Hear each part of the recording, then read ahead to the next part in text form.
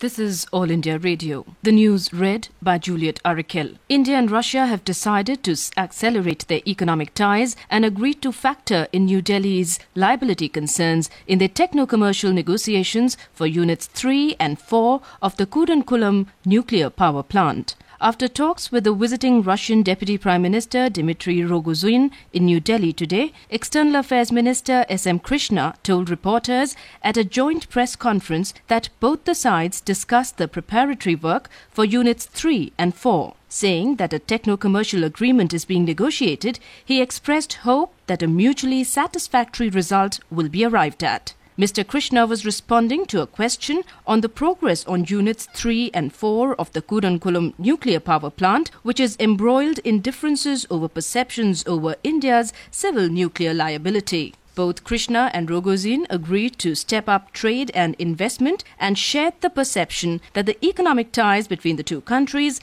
are much below potential. Food Minister K.V. Thomas today said the government will take a time-bound decision on the Rangarajan Committee's recommendations on freeing sugar industry. Talking to the media on the sidelines of a function in New Delhi, Mr. Thomas said the panel's report will not be put on back burner and the decision will be taken after receiving views on it from the Prime Minister's office. Our correspondent reports the panel, which was set up in January this year under the chairmanship of Prime Minister's Economic Advisory Council Chairman C. Rangarajan, released a report last week recommending scrapping of government control on the sugar sector to push the reform process further. Asked if the government plans to impose minimum export price (MEP) on onions to augment domestic supply, Mr. Thomas said let it continue without MEP. Onion exports have presently slowed down due to sluggish supply following drop in the Kharif output.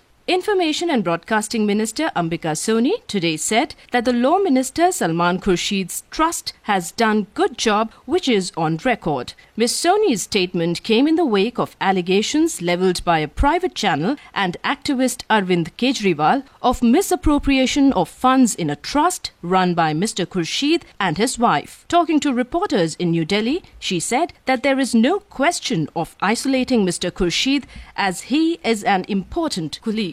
Union Minister of Steel Beni Prasad Verma has said there is no need for Law Minister Salman Khurshid to resign on alleged corruption charges levied by social activist Arvind Kejriwal. Talking to reporters in New Delhi today, Mr. Verma said Kejriwal intends to uplift his newly found career in politics by making baseless allegations on the minister.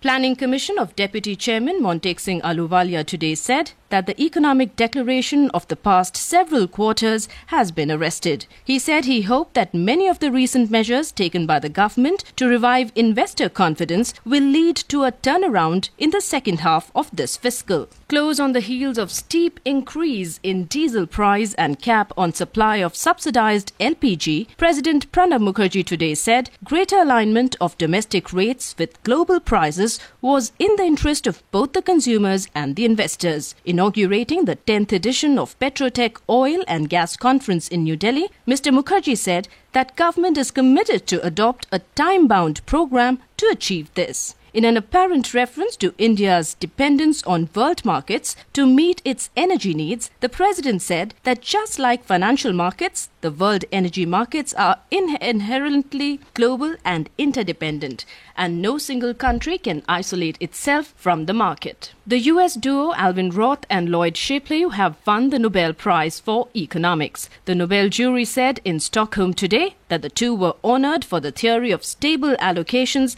and the practice of market design. Recovering from initial losses, the Sensex at the Bombay Stock Exchange closed with a gain of 38 points to close at 18,714 on the back of strong European markets today. The Nifty at the National Stock Exchange rose 11 points to 5,687. And that is the end of this news bulletin.